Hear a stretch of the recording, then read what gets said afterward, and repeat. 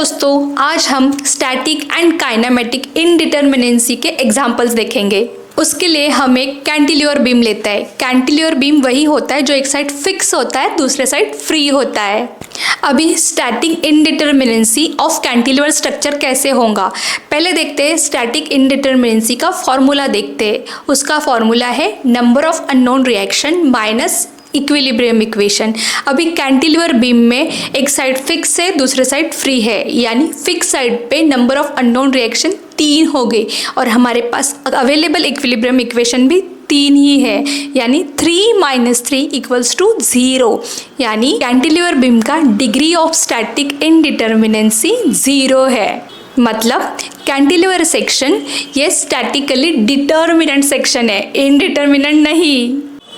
अभी cantilever section के हम डिग्री ऑफ फ्रीडम देखेंगे। पहले degree of freedom at fix end plus degree of freedom at free and.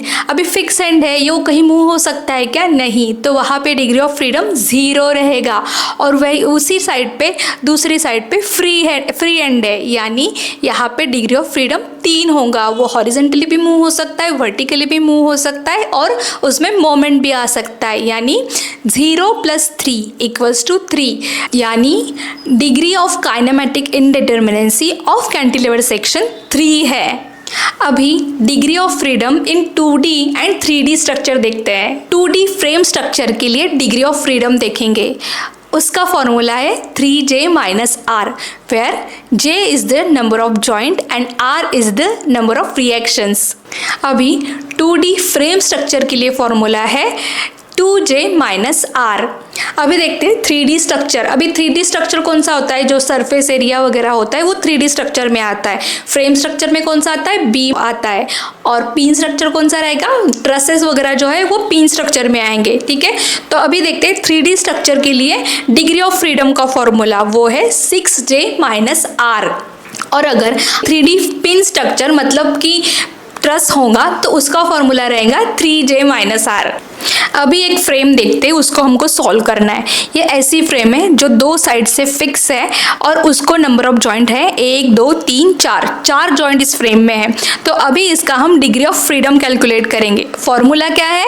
3J - R, यानी number of joint कितने हैं? अभी 4 नंबर ऑफ जॉइंट है। और R रिएक्शन कितनी होंगी? यहाँ पे दोनों साइड से फिक्स है, यानी 3 रिएक्शन इस साइड से, 3 रिएक्शन इस साइड से। टोटल नंबर ऑफ रिएक्शन होंगे 6 रिएक्शन होंगे। ओके, सो फॉर्मूला में डालो सब लोग वैल्यू, क्या होगा? 3 × J, नंबर ऑफ जॉइंट कितने हैं? 4 जॉइंट है, और माइनस रिएक्शन 6 है, यानी 3 × 4 - 6, मतलब कि 12 - 6 = 6। अभी ये वाली फ्रेम का डिग्री ऑफ फ्रीडम है 6।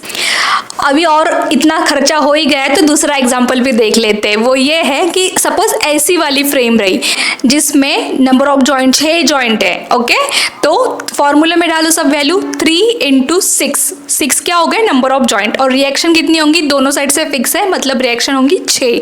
तो 6 × 3 मतलब 18 - 6 = कितना होगा? 12। ये वाली फ्रेम का डिग्री ऑफ फ्रीडम कितना होगा? 12 होगा।